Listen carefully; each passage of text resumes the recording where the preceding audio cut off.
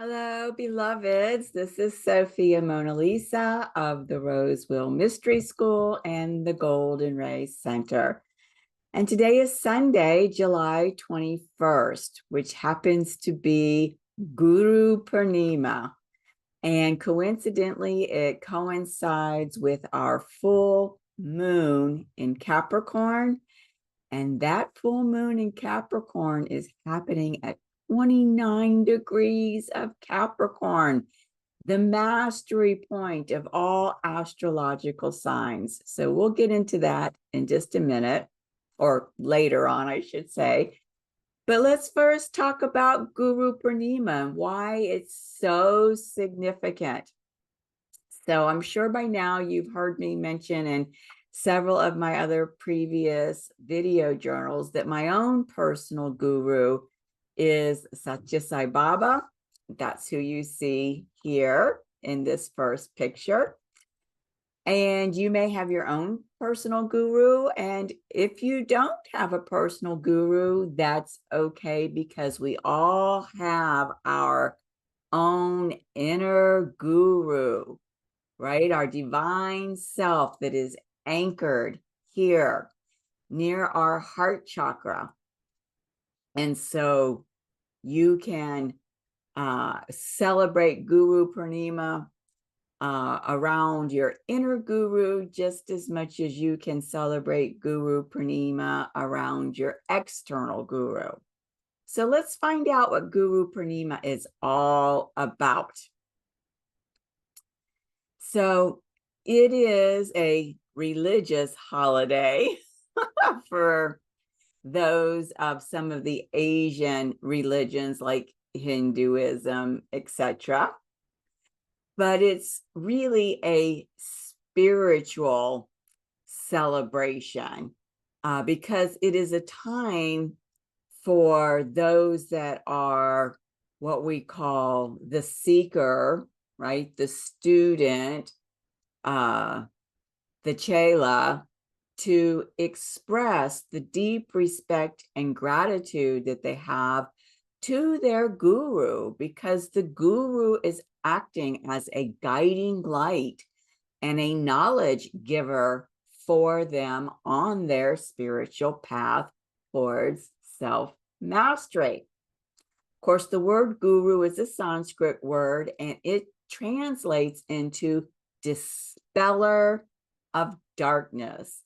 And that's really significant because we're going to come back to that significance again later on in this presentation.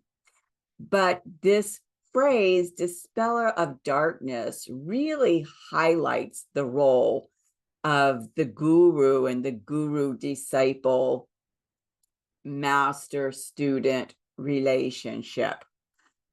Because what the guru does is they help to remove the ignorance, right? The darkness, and illuminate that path towards enlightenment. And of course, the self-mastery path is the path of enlightenment, which is all about, it's all the same way, different ways of saying the same thing, realizing the truth of who you are, the truth that you are a divine being in this human body, that you are fully human, you are fully divine, you are both. That's what this path of self-mastery, enlightenment, and ascension is all about, coming to realize your divine self. Now, Guru Purnima is a time for the devotees to acknowledge, and I don't really care for this phraseology, immense debt that they owe. To me, that's a very patriarchal phrase. So to kind of soften that up, I would say it's to acknowledge the deep gratitude and appreciation that we have as devotees to the guru for the knowledge that they have given us and for the spiritual growth that we have been able to obtain because of that knowledge. So that's what the spiritual celebration of Guru Purnima is all about. Now, a lot of people kind of get hung up on the guru, right? Paying obeisance to somebody out there that looks just like a man or a woman to, to them. They get really hung up on that because they don't really understand that a guru is a self-realized being, a fully enlightened being, right? If you can't take care of your own finances, how are you going to teach somebody else to take care of their finances? If you can't take care of your own finances, how are you going to start a business and take care of the finances in your business? It's the same kind of thing. You must have someone who is an embodiment of full enlightenment to be able to guide you on this path towards your own self-mastery.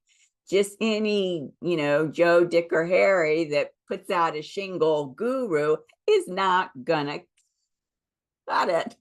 Okay. Okay.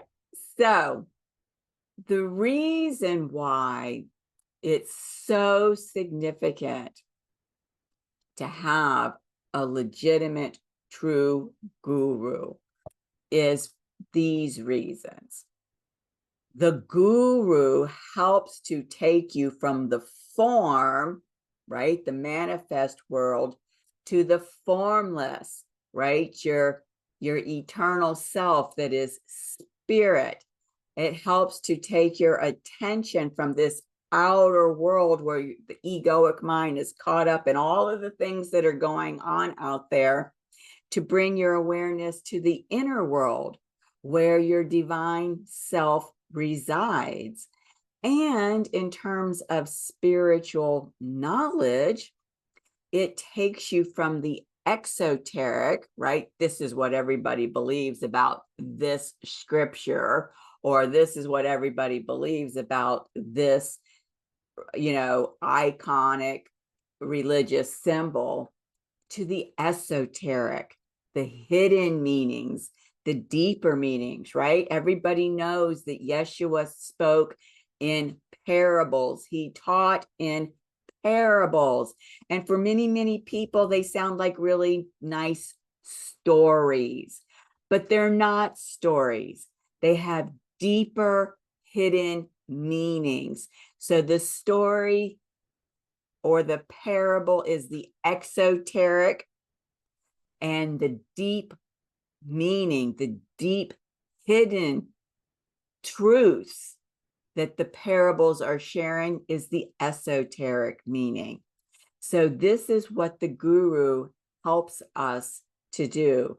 And just any old person that hangs a shingle is not going to be able to help you navigate that path from the form to the formless, from the outer to the inner, from the exoteric to the esoteric. And the truth of the matter is that when you are ready, this goes back to the saying, when the student is ready, the master will appear. This is absolutely true. When you are ready, the master, the teacher, the guru, all the same words for the same thing, will appear to you, will call you. I remember when I went on my first trip to India to see Sai Baba, and I learned what an incredible blessing, what an incredible boon that it was that I was called by Sai Baba to go to be with him in the ashram, because there are lots of people who wanted to go see Sai Baba that never made it there because they weren't ready. On the other side of that, Baba told us that a lot of saints and sages had incarnated in the trees that were around his ashram just so that they could be close to his form. So you see, it's a very mystical, a very mysterious relationship. It's not like hanging out with your BFF. And if you feel like you're hanging out with your BFF and your egoic self has fooled you into believing you're best buds, then you've been deceived and or you are deluded. Okay. All right. So once the guru appears, once the guru calls you, then there are certain expectations towards this, being on this path of self-mastery. And those expectations are that there are spiritual disciplines and there are spiritual practices. And the two are very, very different. I'm going to talk about that. And while they are very, very different, they go hand in a glove. They are two sides to the same coin. So we're going to dig a little deeper into this because we're talking about the guru disciple relationship and this celebration of Guru Purnima today. And it's highly, highly significant in terms of some things that have happened recently in my life and some things that are getting ready to happen for humanity. So, spiritual discipline is very much associated with the Virgo energies. And I know I talk a lot about Saturnia in terms of spiritual discipline because in the mundane astrology, Capricorn, which Saturnia rules, is, very heavily disciplined, authoritarian, etc., from the patriarchal point. But you have to understand what Virgo is all about, also an earth sign like Capricorn. Virgo is all about using sacred ritual, sacred service to honor, especially the sacred feminine. Okay, so it's very much, I would say, in terms of where I'm desiring to lead you, a Virgo kind of energy. Meanwhile, Pisces on that same axis, right? The Virgo-Pisces axis, which is the path of Sophia-Christ, is all about spiritual practices. Remember what I said, spiritual discipline, spiritual practices, two sides of the same coin, which is the same thing as being on this same axis, this Virgo-Pisces axis. Okay, it's another way of looking at it. Now, I recently attended a Mary Magdalene Revealed workshop with Megan Watterson. She was up at Omega in New York. And this book that she has written called Mary Magdalene Revealed is her work around the Gospel of Mary Magdalene. And what's in the Gospel of Mary Magdalene absolutely relates to what I'm sharing with you here. Because even Mary Magdalene related to the risen Christ, right? Yeshua, as her husband, was the human self. The risen Christ was the divine. And she related to the Christ through that guru-disciple relationship. They referred to him as master. They referred to him as savior. And in the Gospel of Mary Magdalene, which Megan Watterson discusses at length in this book. Christ, right? The risen Christ, the ascended Yeshua,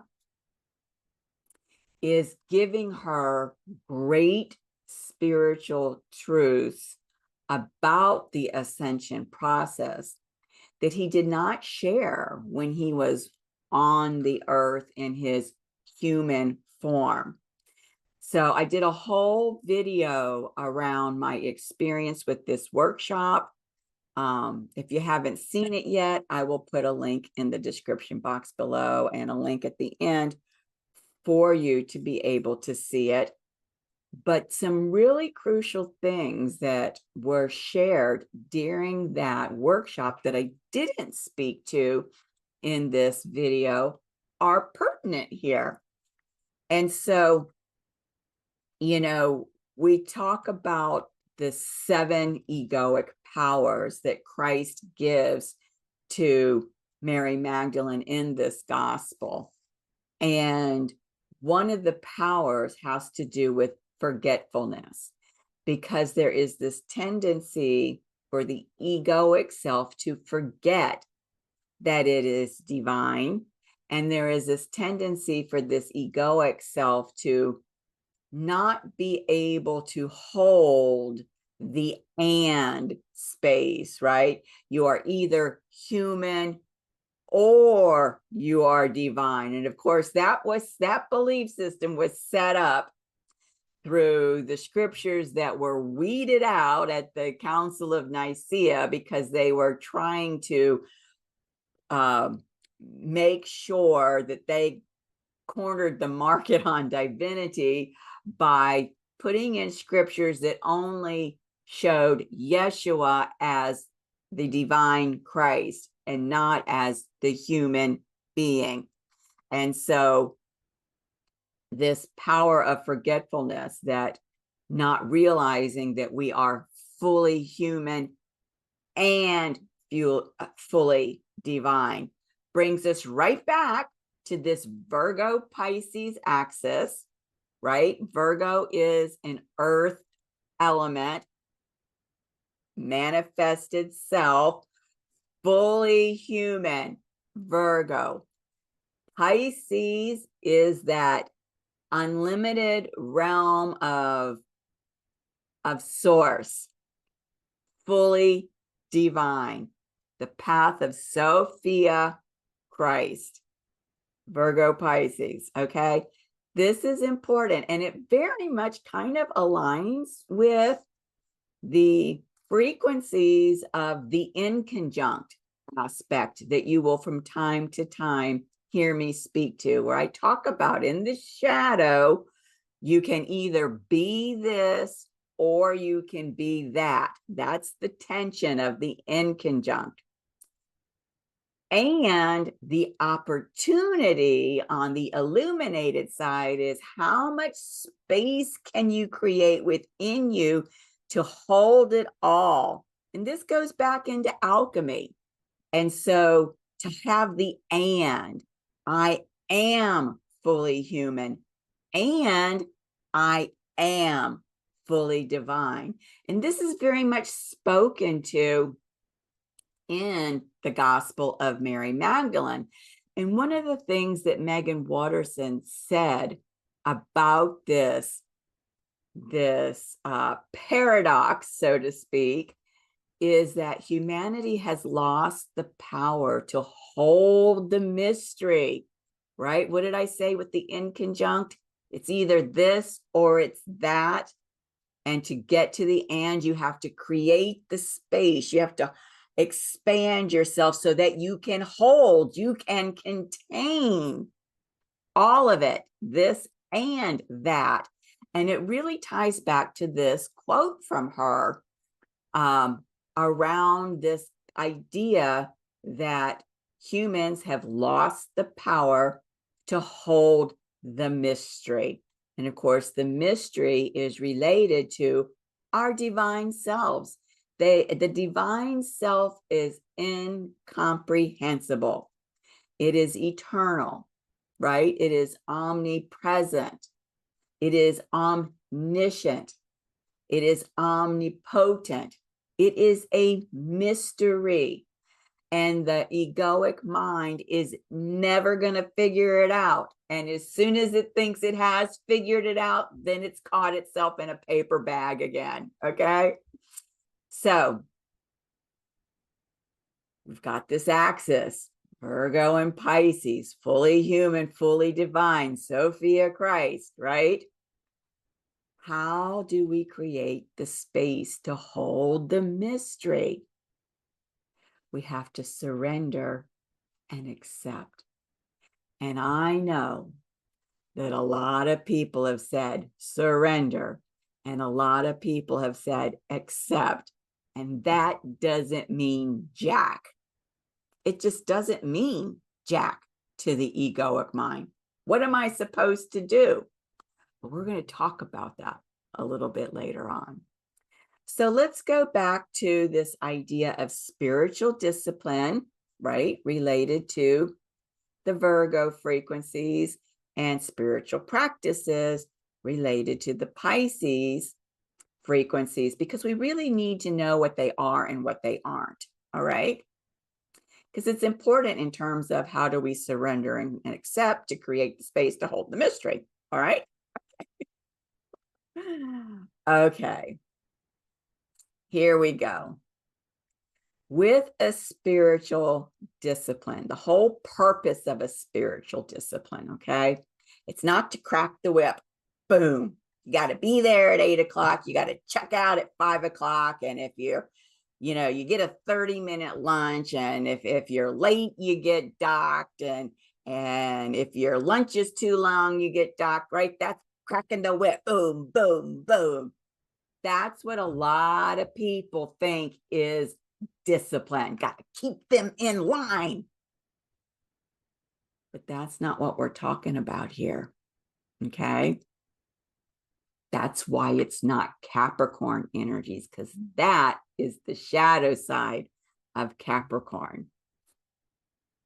The purpose of a spiritual discipline is to keep your human self. Remember, you're fully human, you're fully divine. To keep the human self, which translates to your egoic mind, focused on the divine self. That's the purpose. Not to punish you, not to crack the whip, not to make you miserable. It's to keep your mind busy, focused on the divine self. Okay? Baba used to say, the moment you take your awareness off of me, the work ceases. That's deep, right? That's the exoteric statement. Contemplate that. Do you understand what the esoteric meaning is? Who is the me? Not his form, Satya Sai Baba, right? Because what does the guru do? It takes you from the form to the formless, because we are one. We are equals. This is not a hierarchy. He is not above you, right? You are not below him. The me is that inner self, that inner divinity, that eternal living light that you are. Keeping your awareness on the light that you are, on the truth of who you are, on the love that you are, because the moment you cease to do that, the divine can no longer work through you. It's like, right? Cranking up the water hose. The water's not coming out. Okay. And there is a purpose for spiritual practices, right? The most common spiritual practices that come to mind that people think about that are spiritual practices would be something like meditation, yoga, chanting mantras, those types of things. Reading sacred texts, right? doing puja, havans, yagnas, right? Spiritual practices. These are the things that quickly come to mind that a lot of people relate to in terms of spiritual practices. But the purpose of a spiritual practice is not to go through the motion, right? Dripping the ghee on the fire, swaha, right? That's not a spiritual practice. That's going through the motion. The purpose of the spiritual practice is to connect, right, the human self with the divine self, right, with the love that you are, so that you can feel its presence, so that you can know its presence, so that you can be aware of its presence. That's what the connection is, right? It's not intellectual. It's a real deep conscious partnership between you and your human self, and you and your divine self. That's the connection. That is a hieros gamos, a sacred union. That's what the spiritual practice purpose is for. So let's talk about a little more about what these are not, because oftentimes for the egoic mind, it helps to know what you can like put outside the box, right? Okay, here we go. So spiritual disciplines, as I mentioned earlier, they're not a burden, right? That's the other earth element sign, Taurus, or a responsibility, which is the Capricorn earth sign, right? Here we are in the middle of Taurus and Capricorn with Virgo, okay? So an example of it, of a discipline that would be like a burden or a responsibility, is when you feel like you have to do something, right? I have to be there at 8 o'clock or I'll get docked, right? Or I love this one. I have to bake this cake for the PTA meeting so that they can use it in the fair they're having this weekend, right? I've got all these other things I'm trying to do. How am I going to get this cake baked? But I've got to get this cake baked, right? I have to get it done. That's a burden. That is not a spiritual discipline. It may take some egoic discipline to carve out the time and all of the other things that you're doing without dropping those plates to get the cake baked. But there's no joy in that, right? It's not a spiritual discipline. And what about a spiritual practice, right? It's not a task-driven routine. What did I say? Putting the melted ghee on the fire, saying swaha. That's task-driven. Swaha, swaha, swaha. That's task-driven. The tasks of the practice, whether it's sitting still in meditation or chanting a mantra or participating in a yagna, must be infused with love. If it's not infused with love, it's not going to connect your human self to your divine self in that hieros gamos. You've got to be able to feel the love while you're doing the practice. Perfect example is, it's your child's birthday. You're going to bake your child a birthday. They want a special Superman or princess birthday cake. And because you have such deep abiding love for your child, it brings you joy to make this princess birthday cake or Superman birthday cake, because you know how much joy it will bring them.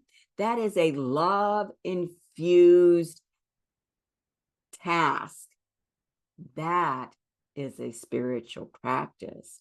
And so what that means is You might not be into yagas and havans and yoga and chanting, right? It may not be your thing, but that's okay, because anything in this material world that you can choose to do, that you are inspired to do, can be a spiritual practice. All it needs to do is be infused with love. So here we are. Love. Look at the look on this woman's face. She is loving having made this cake and decorating this cake. This has become a spiritual practice. Even taking a shower and washing your hair, you can turn into a spiritual practice by being aware that this body is a sacred temple for the divine that you are, by being aware that you are the beloved. And so you are cleansing and purifying this body for your beloved.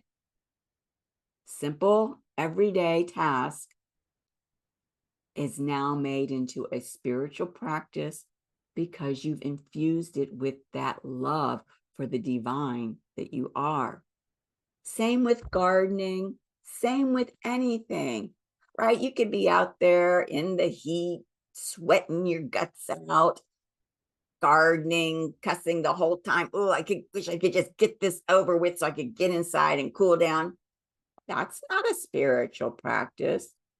But if you are loving being in the sun, feeling the sun in your body, knowing that your body is absorbing the light code frequencies and the love of the sun, and you're loving the earth that your hands are in, and you're loving and adoring the plant, which is a manifestation of the divine that you are putting into the ground so that it can be nourished and grow.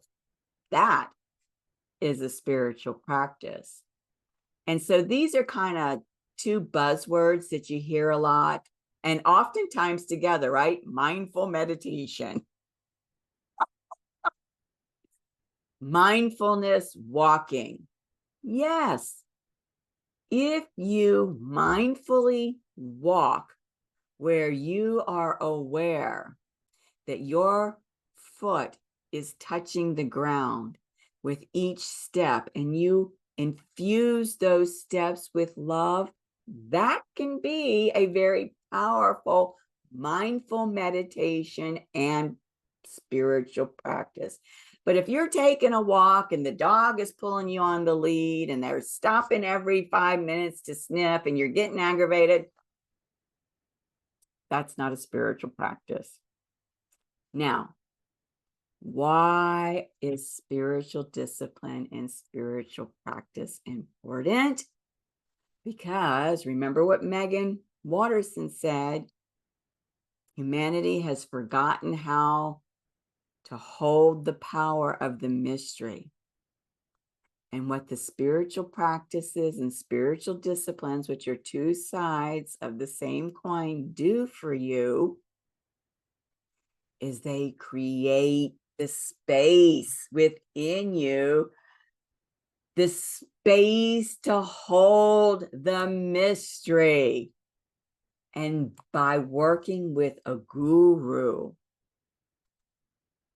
we are able to do this in a way that our own egoic mind and personality cannot guide us to, lead us to, keep us engaged with.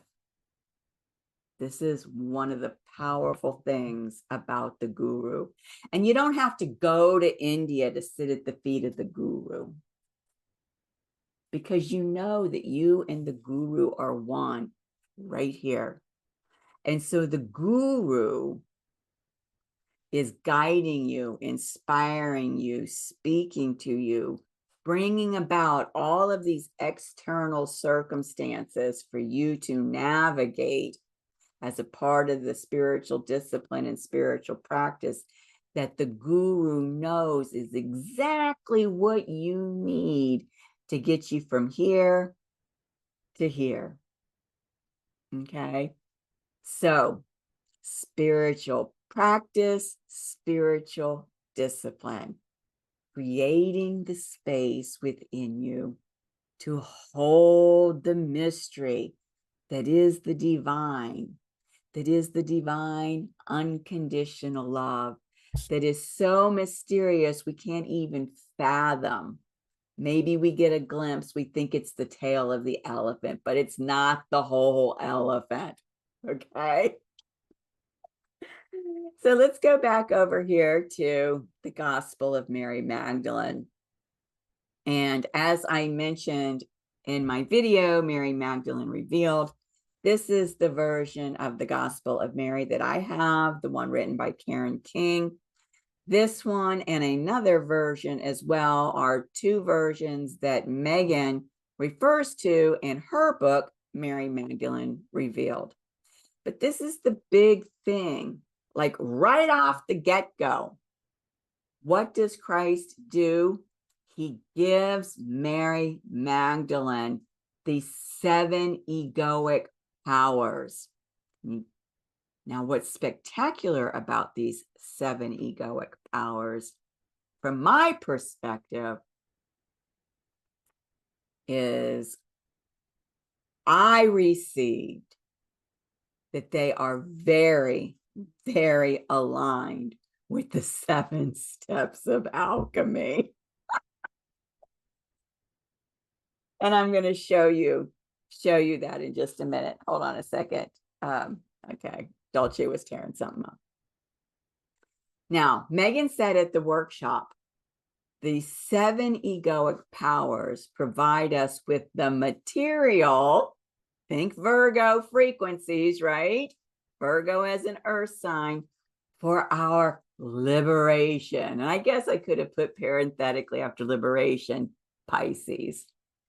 In fact, let me do that real quickly so you can see that. So there you go. I fixed that for you. So why am I putting Pisces parenthetically after liberation? Because liberation is the process of merging with source, the divine. And of course, Pisces is that unity consciousness field of the divine, of source. So here we go again, fully human, fully divine, and the 7 egoic powers help us to, on that path of enlightenment, that path of self-mastery, to liberate ourselves, right? That is the ascent process. Now, the other reason why I think that, or not I think, that I know that these 7 egoic powers are very aligned with the 7 steps of alchemy is we've discussed in our Galactic New Earth Project gatherings regarding the alchemical steps that it's a continuous process, right? You're never done. And we illustrated that by, through the descent journey.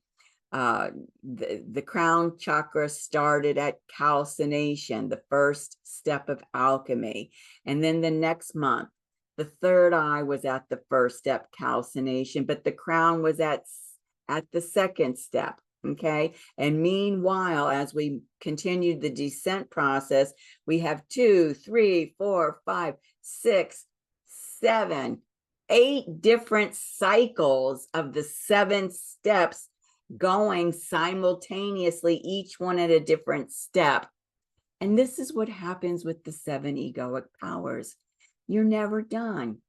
You are always going to another layer, right? Like the spiral, right? You're always going to another layer where you're dealing with darkness, where you're dealing with ignorance, where you're dealing with forgetfulness, right? The different egoic powers.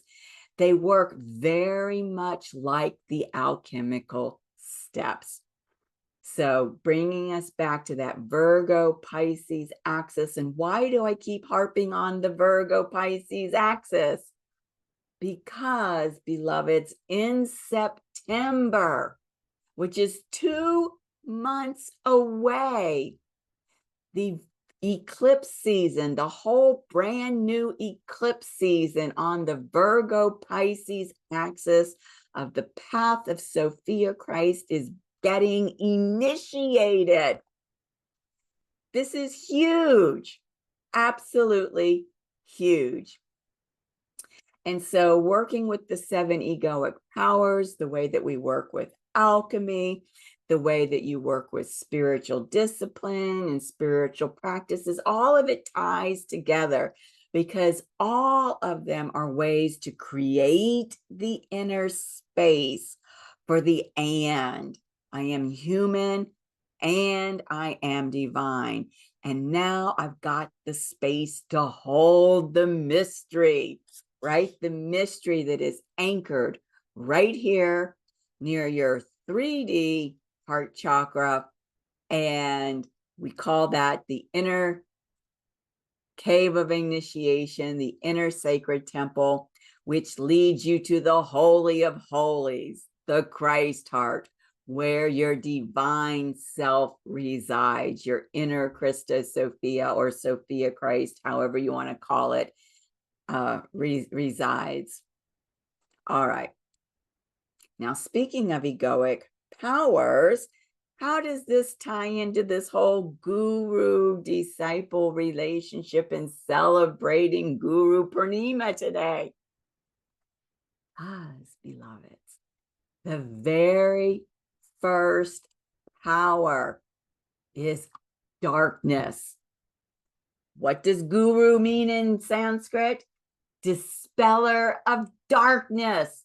Do you see how it goes together? And what does the first power allow you to do when you become liberated from the darkness? It allows you to see the light that you are. Darkness makes vision possible. That's the first power. That's what the guru is doing for you fundamentally, amongst many, many other things. But I just wanted to just make this connection between Guru Purnima, the guru, and this first power. Because remember what Megan Watterson said? The powers provide us with the material for our liberation. That's what the guru is doing, providing you with everything that you personally require for your liberation. Now, what's fascinating is that in Megan's Mary Magdalene Oracle deck, she has an Alpha and Omega card. And today I asked my inner beloved, right? My inner guru, my inner Sophia Christ, what do you want me to be aware of today? And I pulled the Alpha and the Omega card. This is so flippin' phenomenal in so many ways because it absolutely ties into the alchemical teachings that Winsong is sharing in our Venus gatherings with the Galactic New Earth Project. We've got the 7 steps, but she just introduced during this Inanna Underworld journey, which we are still in until August 5th, the mysterious 8th step, right? The mystery. And the mysterious 8th step is the Alpha and Omega. And so just this month, not very long ago, right? Today's the 21st, 11 days ago on the 10th, Venus rose as evening star. And when she rose as evening star, every one of these chakras here all 8 of them are now and still until that August 5th gate activation at that mysterious 8th step of the Alpha and the Omega. And she spoke to the meaning of that, which maybe some of you heard, maybe some of you didn't hear, maybe it went in one ear and went out the other and it didn't connect. But I'm going to bring it back to you because it ties in again with the Gospel of Mary Magdalene and the work that Megan Watterson has done in Mary Magdalene Revealed. And so you'll notice here that on the Alpha and Omega card, she has here, the first will be the last and the last the first. That ties directly back to this scripture in Matthew. So those who are last will be first, and those who are first will be last. Now, what did I say about the guru? Takes you from the form to the formless, from the outer to the inner, from the exoteric to the esoteric, right? This is very much this scripture. It has an exoteric meaning and an esoteric meaning. Just like I said about all of Yeshua's parables having the exoteric meaning and the esoteric hidden, deeper spiritual truth, esoteric meaning. So let's look at the exoteric and the esoteric around this scripture in Matthew chapter 20. On the card here, let me just go back so you can see it. Under the Alpha and Omega, Megan has printed every ending is a new beginning, right? That's the exoteric. And even with the mysterious 8th step of the Alpha and Omega in alchemy, Winsong says that the last step becomes the first step because you're starting the cycle all over again.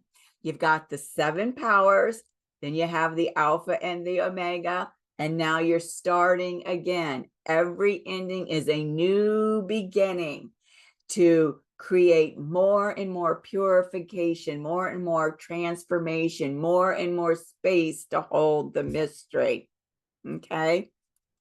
The esoteric meaning is that the treasure, because remember, you go into your heart space, right? The drop out of the mind into the heart space. That's the sacred temple. That's what I call, or your inner temple. That's what I call the cave of initiation. But using the analogy of the inner temple, right? Like Solomon's temple. Now you have to gain access to the Holy of Holies. And what's in the Holy of Holies? The treasure, the mystery, that which is hidden from all others as this great spiritual truth, okay? And the esoteric meaning of the Alpha and Omega is that the treasure, right? What is in the Holy of Holies? Your divine self, which is pure love. Some people call it unconditional love. Some people call it divine love. Some people call it universal love. That boundless love is the treasure in the Holy of Holies. And it is for everyone who shows up. It doesn't matter if you're on the spiritual path in this life or if you stepped on the spiritual path in the last life. Doesn't matter who got there on the path before you or if you got there on the path before them, because you're all going to, on the path, receive the treasure. And it's for everyone. It's not limited. It's omnipotent, omniscient, right? And what's the other one? Omnipotent, omnipresent, right? It's eternal and it's boundless. There's enough for everyone, right? That's the great infinite supply, the great opulence of Sophia-Christ is that treasure. That's the esoteric meaning of the Alpha and the Omega. Now, I mentioned in my Mary Magdalene Revealed to Me video that each of these cards in the Mary Magdalene Oracle deck that Megan Watterson put together has a soul voice meditation question in the Oracle book that goes with the cards. And so I'm going to share with you what the soul voice meditation question is for the Alpha and Omega card, because I did that today. Okay, the question is, what egoic story can I let go of now? Yeah, right now, so I can start again. And I immediately heard failure. And then, of course, I got this whole download, right? This whole gnosis around what the word failure for me means. It may mean something different for you, and that's okay. It's perfect for you. But I did make notes here, so I'm going to reference them.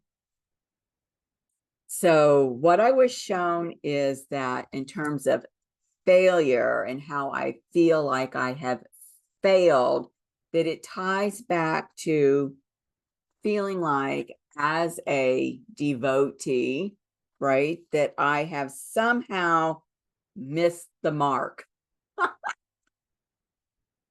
I have somehow fallen short. Now, why is there that egoic belief? Because it's been years. I don't know how many years. It's been at least 5 years since I've had any, like, what is the word I want to use? Any real awareness, knowing, indication that my beloved guru, Satya Sai Baba, who for me is one and the same with Babaji. To me, I experience them absolutely the same, because actually it was Babaji that came to me first, and it was through Babaji that I was brought to Satya Sai Baba. So for me, I experience them as one and the same. But, and I have had my own personal experiences with them on the inner planes. And it had been at least 5 years since anything that I was aware of was a message or a sign or a, you know, an inner darshan or something from my beloved guru had happened. And so the egoic self is like, okay, well, what have you done wrong? Right? Why aren't you hearing from them? Right? Why aren't they taking the call? Because I kept praying and praying and praying. Why aren't they picking up the call? Right? Why are they ghosting me? So my egoic self translated that, right? Created a whole story around that, because that's what the egoic self does. That somehow, as an aspirant on the spiritual path, I had somehow, you know, fallen short, missed the mark. I had failed in some way. And so this is what my beloved told me: let go of that story, because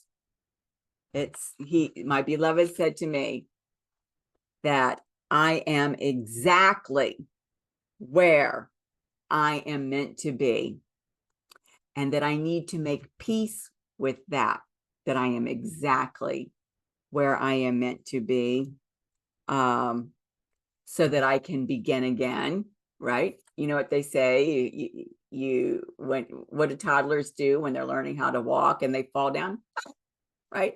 They're like weebles, they wobble, but they don't fall down, right? You get up, you brush your knees off, and you just keep going, right? Oh, so I took a little tumble. Oh, well, it's not going to stop me. Just going to brush off my knees and keep going. And this is essentially what my beloved was saying to me. Make peace with where you are and begin again. It has all been perfect because it got me to here. Everything that's happened was perfect because it got me to here. And I am here where I presently am meant to be. So make peace. Let go of the story that there's been a failure, that I didn't do something right, that I missed the mark somehow. That's what I mean about surrender and accept. Let go of the egoic story and make peace with it. Accept that everything that you have experienced, that you are experiencing, has been divinely orchestrated by your guru for your own self-mastery to get you to where only the guru knows where you need to go, because only the guru knows where you are and how to get you to where you're going. So, beloveds, I hope and I pray that you will celebrate Guru Purnima today, whether you have a guru that has taken on a human form or whether you're honoring your inner guru, your inner Sophia-Christ, that light, that pure light, that eternal living light that is pure love that you are. And as my beloved told me, which I shared with you in my Mary Magdalene Revealed to Me video journal, keep seeking and keep finding. Because, beloveds, while I did share with you the exoteric realization of that, believe me, the esoteric understanding of that has been revealed to me, and it's incredible. So keep seeking and keep finding, right?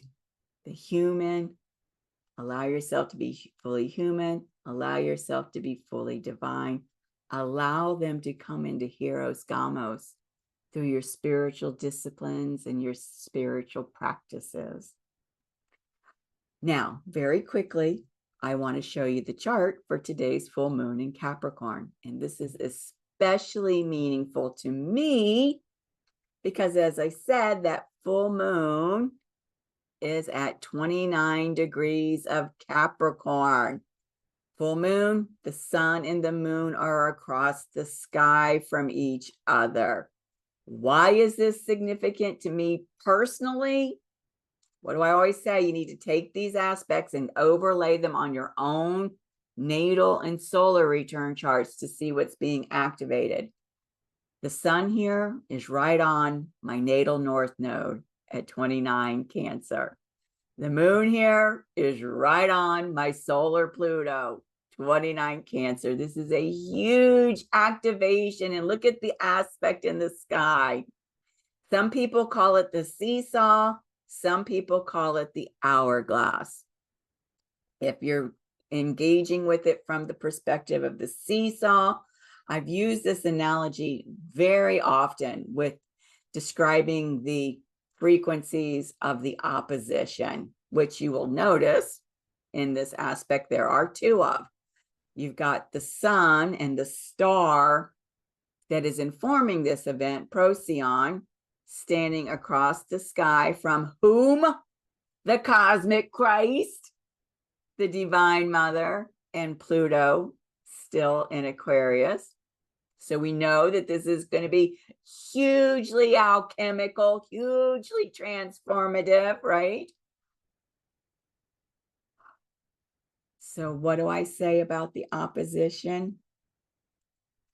That the opposition is like a seesaw, right? You got to bring those frequencies on either end to the balance point. Remember, we used to do that as kids, try to find that balance point where our toes were hanging in the air, right? Find the balance point so that you can create something new at a higher vibrational point. So the seesaw, if you're engaging this aspect, is the seesaw, is that this is bringing you to some kind of new balance point. Hopefully within and without, right? That's the alchemical mystery, as above, so below, as within, so without. And it is actually both of these, because look at the other opposition. Virgo-Pisces. I haven't been blowing smoke this whole time. Sekhmet, the Leo divine royalty goddess of this current Venus synodic cycle, at the mastery point, 29 degrees of Virgo and Neptune, right? The golden ray that descends from your mighty I am presence and is what's anchoring that light, that love that you are in your Christ heart. It's incredible. I'm not going to do a big reading on this. I just wanted you to see what the aspect is.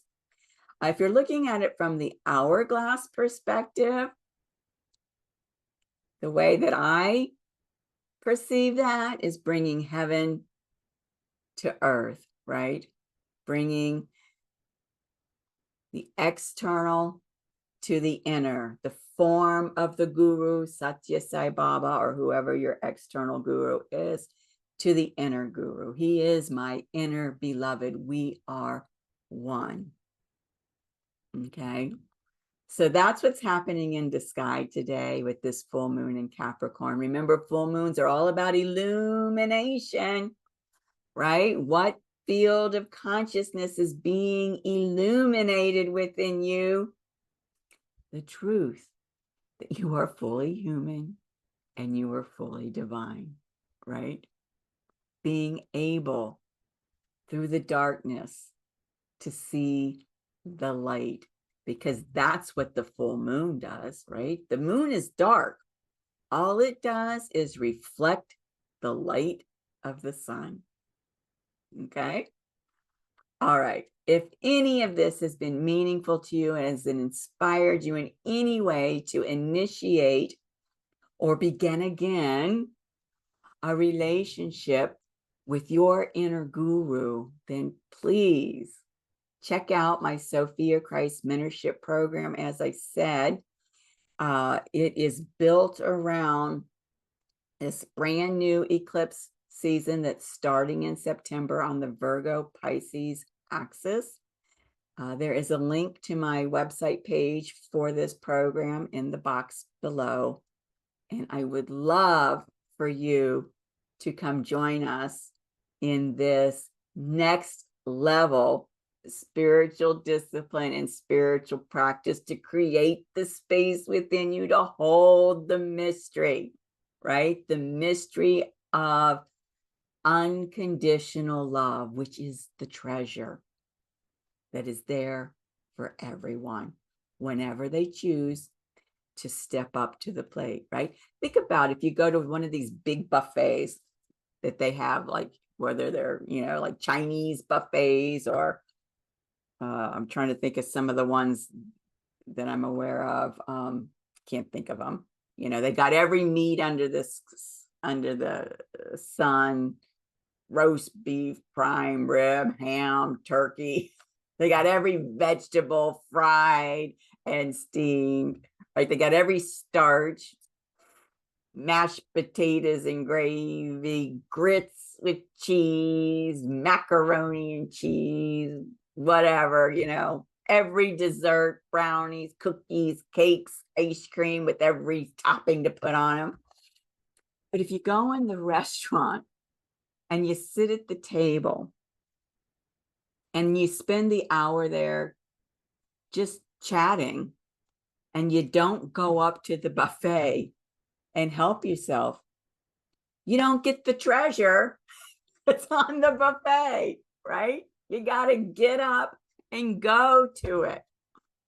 So this is one of the ways in which you can go to the buffet by joining the Sophia-Christ Mentorship Program. I hope to hear from you. I would love to work with you in this way. And so let me just say, from my heart to yours, that I am anchored in the Christ heart. I am the holy fire of Sophia-Christ, and I am the beloved. Thank you so much for sticking with me through this video journal. I hope that you enjoy your Guru Purnima celebrations. I hope that you take a look at your chart to see how the aspects in the sky for this full moon in Capricorn are activating you, initiating you. So with that, please give this video a thumbs up so that it'll get out there to other people. Also, double check to make sure you're still subscribed, because I've noticed that the numbers have dwindled a bit, and for some reason YouTube drops people. And if this was at all meaningful to you and you'd like to support me in my work, please consider buying me a coffee. Very nominal donation, whatever you're inspired to share with me. And this is the website to do that. It'll be in the description box below. Sending you all my love, heart to heart. Until the next time, take care, beloveds. Bye-bye.